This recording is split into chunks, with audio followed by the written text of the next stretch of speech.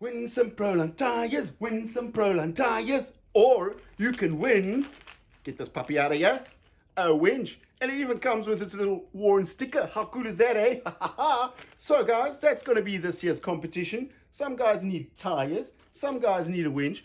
Write me in the comment which of the two you need, and I shall put you in the draw. Now let's get back into today's video. Hey everybody, you know that situation when you come to an obstacle and you just can't make it over? Especially with the MB crawler, because you just don't want to wreck it, scratch it, or do anything to it actually. But you still kind of want to go over this obstacle. So today we're going to tweak the suspension that's in the MB crawler to make it a bit more capable that you don't get into those situations. In our tire competitions, we always run the TRX4 on the Turtle Works Raceway.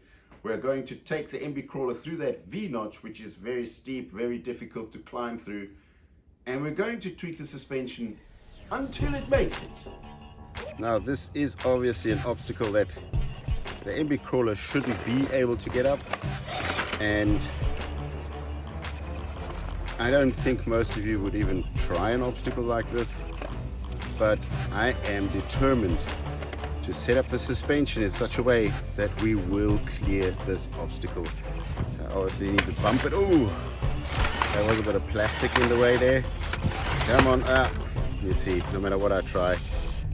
So I don't really want to be in that situation where I want to be bashing the truck up for all, at all costs to get up this obstacle. So I think it's better we get back in the shed. We do our homework so that we can clear this obstacle with less frustration.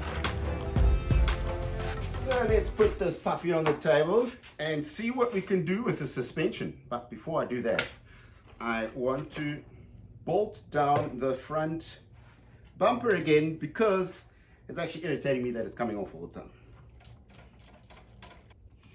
So now that that's done, let's see what we can do to the suspension to get a little bit more travel out of it, maybe a little higher ride height. If the ride height doesn't look right, we will set the suspension that it gets more droop out of it. Either ride height or more droop.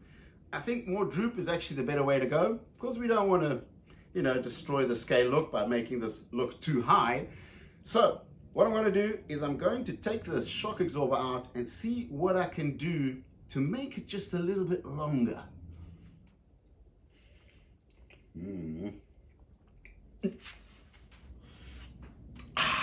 Anyway, I'm going to take the shock out now, but in order for me to do that, I have to take the wheel off first, take the shock out, and I'm going to do some twists and little tweaks on the shock to see if I can get a little more travel out of it.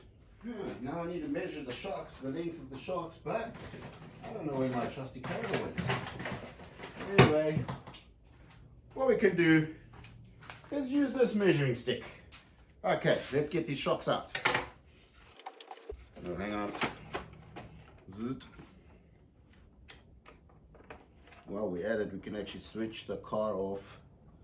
Where is the switch? Jesus. Oh, it's on this side. Huh. Funny. Okay. Ow, got my finger stuck. Let's twist it and lay the truck on its side. So I'm going to take the front left and the rear left out. We compare the lengths, do the adjustment, and then we put them back in and do the same on the other side. So I've got the front shock absorber out and the rear shock absorber out. Okay, so what I'm going to do is I'm going to take the spring out. And my idea lies in this shaft. So I will measure the shaft from the bottom of the casing to the end of the plastic. And that is exactly 2.7 centimeters. What I'm going to do is I'm going to unscrew. Geez, this is actually harder than I thought. Unscrew the bottom of the shock and let me see how much thread I actually have. There we go. So measuring the shaft again, it'll give me 3.6 centimeters. What I'm going to do is I'm going to start tightening. I'm going to put the little plastic cup back on. This is obviously a little bit loose. I'm going to start tightening it until it gets quite tight. There, that is about something that I would consider tight, and that wouldn't break or that wouldn't come off. I can put a little nut in here just to strengthen the whole thing, or I'll just give it another half a turn. Now I have exactly 3.2. I'm going to actually twist it out just a little bit more. Oopsie. So I have exactly 3.2 centimeters on the shaft. So that means I have half a centimeter more droop on the shaft. Or if I tighten the spring a little bit more, it'll actually lift the truck up by half a centimeter. Now that doesn't sound like a lot, but last week we took out the bump stop, giving us more travel. Now we have half a centimeter more travel or higher or taller ride height. But I think I'm going to use this half a centimeter to just give the truck a little bit more droop. So what I'm going to do, put it all back together. So now let's compare the shocks. Let me put that a little bit better in perspective on the camera. You can clearly see the shock is half a centimeter longer now, but you might think this is not a lot, but as you know, every little bit counts. So both shocks are extended by half a centimeter. I'm going to install them again, leave the other ones original, put the truck on its wheels, and we can see the difference on the truck itself. Okay, placing the little Willys Jeep back on its wheels, we can clearly see that it is standing a little bit skew. Okay, let me measure that ride height on both sides, and then what we can do is we can kind of adjust it. Actually, let me put the camera a little bit further back so that we can just adjust it to see if it is bad. If the ride height on maximum height looks bad or good. Let me actually look at that from afar. Yeah, that kind of looks a little bit too high. I like the original look a little bit more. Let's get it into a bit of a lower setting there. Yeah, that looks like the proper Willys Jeep. Whereby this, it just looks a little bit high. What do you think? So what we're going to do is we're going to adjust the springs to level the truck out so that we actually have more droop. We don't necessarily need a high ride height. Having a little bit more length in the shock absorber, I think droop setting is the way to go on this little Willys Jeep. So, okay, let's do it from this side. We have 8.1, and on this side we have 9.1. So we have a centimeter difference in the body height. So what I'm going to do is I'm going to adjust the springs so that this side comes down a little bit lower. So the little Willys Jeep has the option that you can actually set the spring height. First thing I'm going to do is actually take it all the way to the top, and then we'll see how it stands. Okay.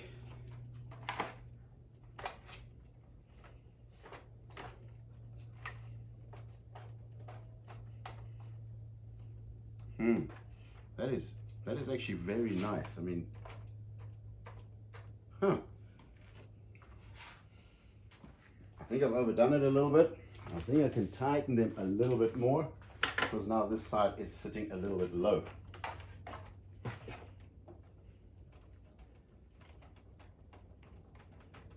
going to tighten them to, hang on, let me open this a little bit more.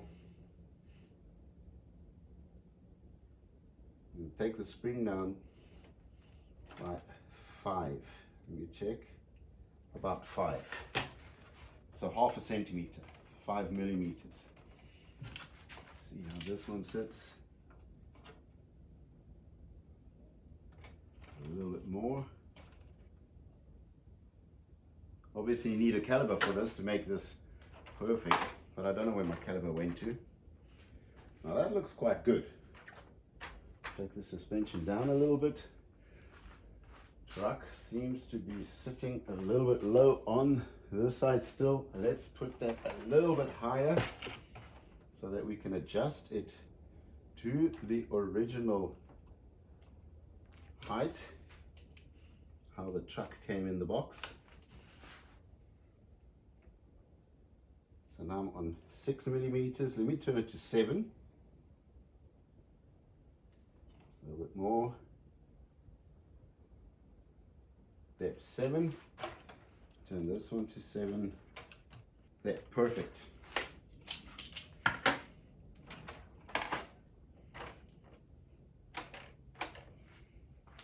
There.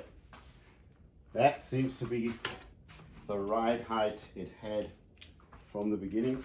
Let me measure the original side first. It is now sitting at 8.4 and this side is sitting at 8.4. Perfect. Oh, this is fantastic. Now let's do the other side. This must have really taken a long time on the original. I would have hated to have a flat tire while you're running from the enemy. And now the front shock. The reason why I have wrapped, well, plaster, medical plaster around it, that I actually don't damage the shaft, because if I put scratches into the shaft as it goes and it articulates, it will damage the seal inside and it will start leaking. So let's measure this one a little bit more, just a touch more. And there we go, perfect. Putting it back together. Actually, I'm going to adjust this to 7 right now so I don't have the spring load. Might be a little bit easier. A little bit more, quarter of a turn maybe. A little more. Perfect. Slide the spring back in. And let's mount the shock. Almost done. Let's put the tires back on. I think I'm just going to skip this. I'm not even going to bother filming this. Finally, I am on the last little bolt. Let's wind that in quickly. There we go. Okay. What I'm going to do is attach the battery now. Problem is, I've run out of daylight. So I can't even go out and test the truck right now because it's dark outside. We're gonna wait till tomorrow. So let's put the truck back together. Looking good from the front. Looking original from the side. Yeah, that's how it used to sit. Okay, where are all my light switches? It's going to be darker than dark out here. And the last one. Oh, still one more down here. There we go. Perfect. All we have are the lights of the truck. There we go. Let's swap over to lights on the camera. And let's drive down, because I think the truck will be able to help me get back home.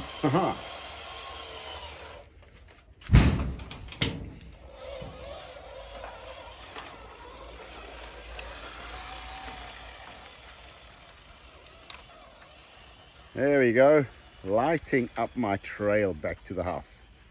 So, see you in the morning, guys. And I woke up this morning all excited to test the MB Crawler's new capabilities. And it's raining. Gotta wait this out. I can't do this on a wet track. You see what I'm seeing? Sun! We're going to wait for the track to dry out and then we'll give it a run. I just wanted to show you quickly, we have got a lot more movement on the suspension in total. Now before it gets too wet, I'm going to try and do a run on the trail to see what difference this makes. Okay, coming up to this obstacle that I actually want to clear.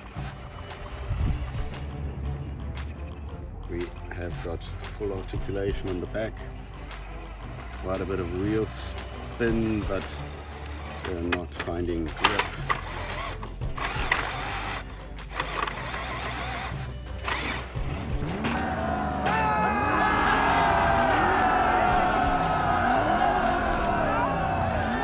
Did you see that? What? That was quite easy.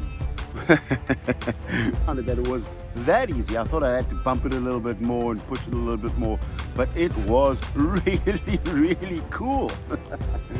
Problem now is it's like drizzling. Can't really see it, but it started to drizzle. So the track is going to get wet. I would like to try it again with this little drizzle. Wet track, I don't think I'm going to make it. And it started raining quite hard now. I am back in the house because I actually don't want the MB scaler to get wet. And we're back in the shed, completely rained out this time. Now, this is actually a brilliant result. I'm actually so happy about it.